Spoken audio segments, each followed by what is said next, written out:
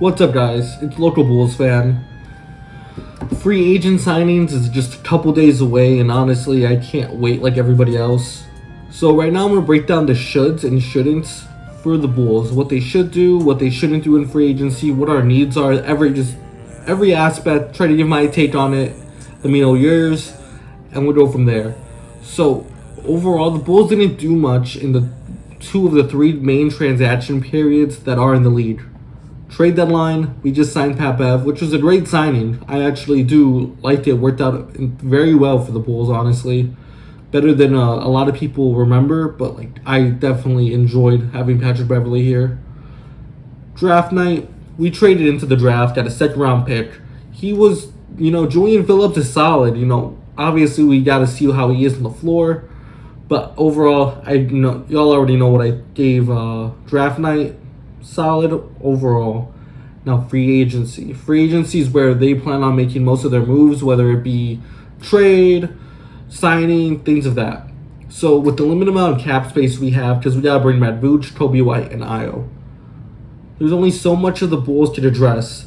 Their three major needs is playmaking, shooting, and interior defense, rim protection. Somebody that's out there blocking, shooters, 3-point shooters, shooting off the dribble, catch and shoot, shooting off balance, things like that, coming off the screen, running, then playmaking, someone to be able to, be in the half court, make plays, full court, pass it to one another when they're, in transition, things like that. So, my first shouldn't is the Bulls shouldn't expect to address all three needs just with free agent signings. That's impossible. You're going to be grasping at minimum guys to be trying to do high level things, which isn't possible.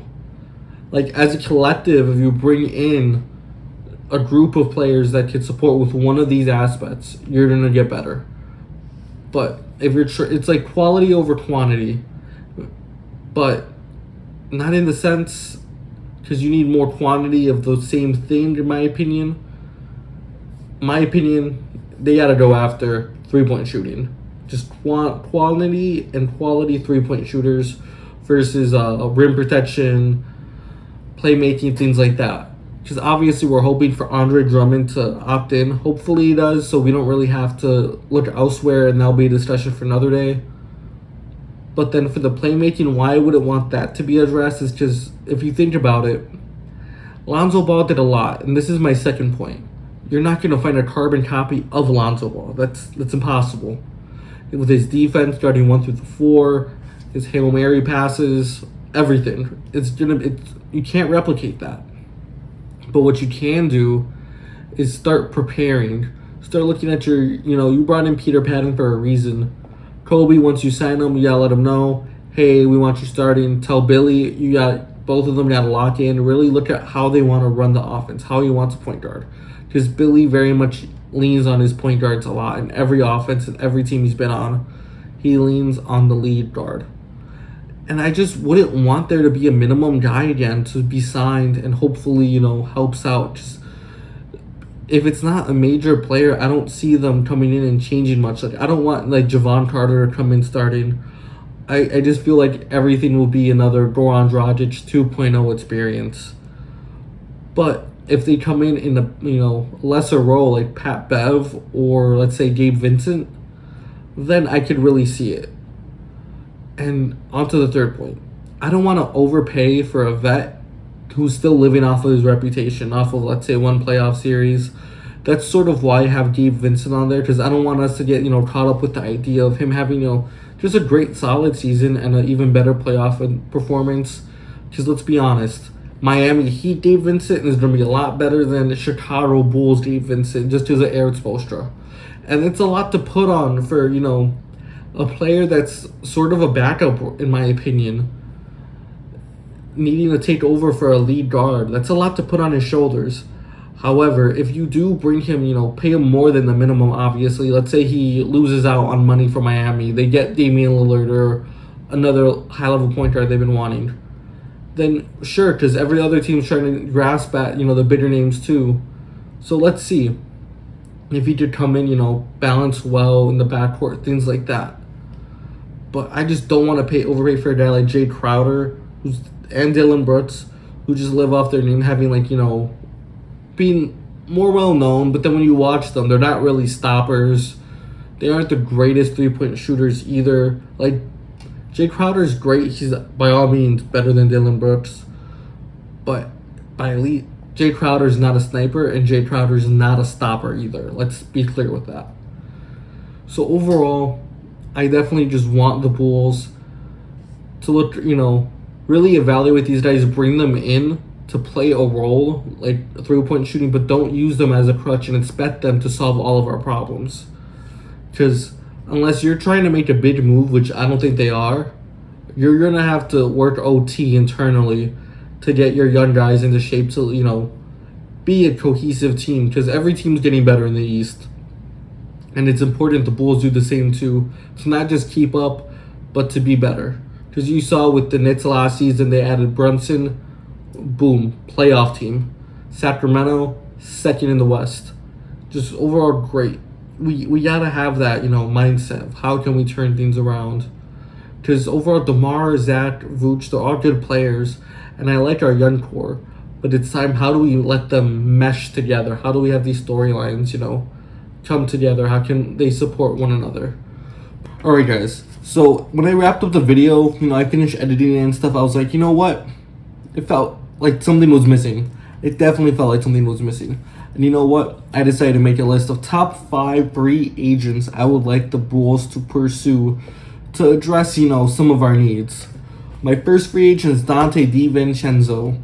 So, a lot of the guys I have on the list are opting out of their contracts, but they might want more money, but at the same time, every team is looking for the big fish. Every team is wanting the big fish. Whether that be some team, I don't know why, I just have an inclination that somebody's going to go pay Chris Middleton max money. I don't have any per sources, it's just my gut feeling.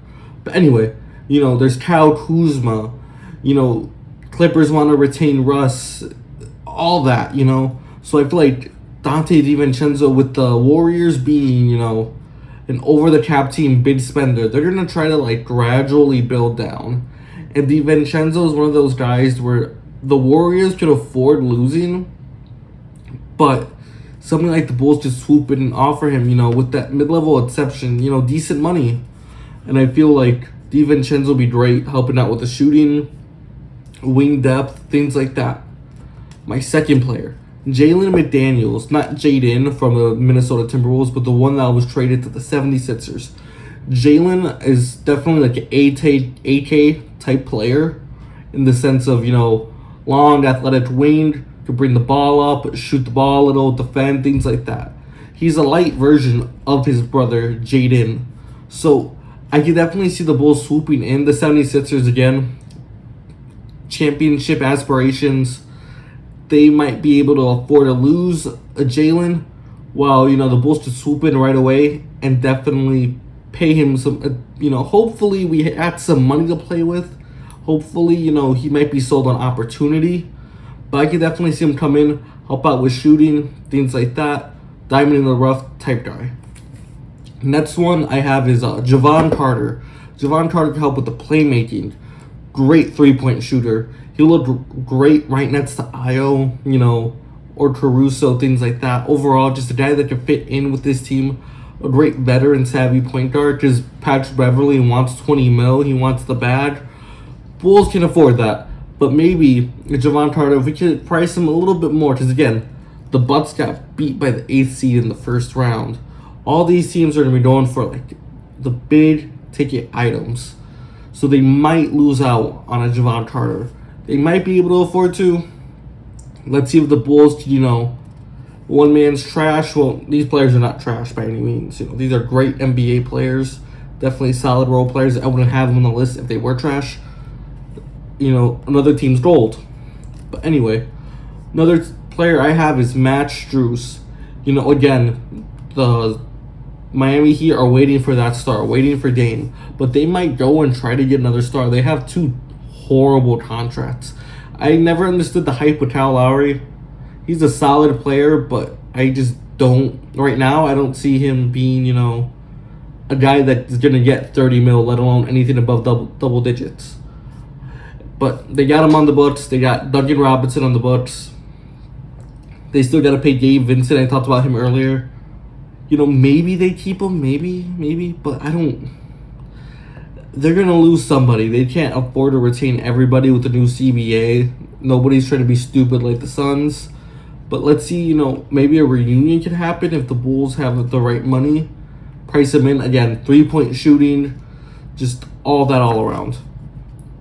And then my last one is Mason Plumlee. Mason Plumlee, again, the Clippers, they're trying to improve. I don't know how much better. They could retain Plumlee. They probably can. But, well, let me double check something real quickly, just because, yeah, he's unrestricted. Because he's just a great backup center, great defensively, great body. And if Drummond opts out, then I'm all for it. If Drummond opts in, ignore this fifth one. But, like, we definitely need that big body in the center, you know. Somebody that's, you know, there protecting the paint, more defensive oriented. Could stretch the floor a little bit in terms of the mid-range. He's older. That's why I could see, you know, the Clippers, again, looking at him. All right, we can afford to lose him. Let's go. Let's focus on trying to, you know, retain Russ. Let's try to, you know, consolidate our cap space and so on and so forth. But the Bulls could definitely win from that. The Bulls could, you know, be like, hey, we know you're older, but we want to throw you this, you know, decent contract, a little bit more than what other teams would offer. Let's see, because all the teams with cap space are young, and they want some type of. They're not looking for a lot of these guys. They're looking to see if they get, you know, the Fred VanVleets, D'Lo, Kyrie's, things like that. So overall, that's my list: Dante DiVincenzo, Jalen McDaniels, Matt Strus, Javon Carter, and Mason Plumlee. Overall, I try to address the 3-point shooting mostly, as well as a little bit of the playmaking and interior defense. Let me know what you guys think. Did I make a good list? Am I delusional? Do you guys want to see other people? Like, subscribe, comment, local Bulls fan. I'll see you when I see you.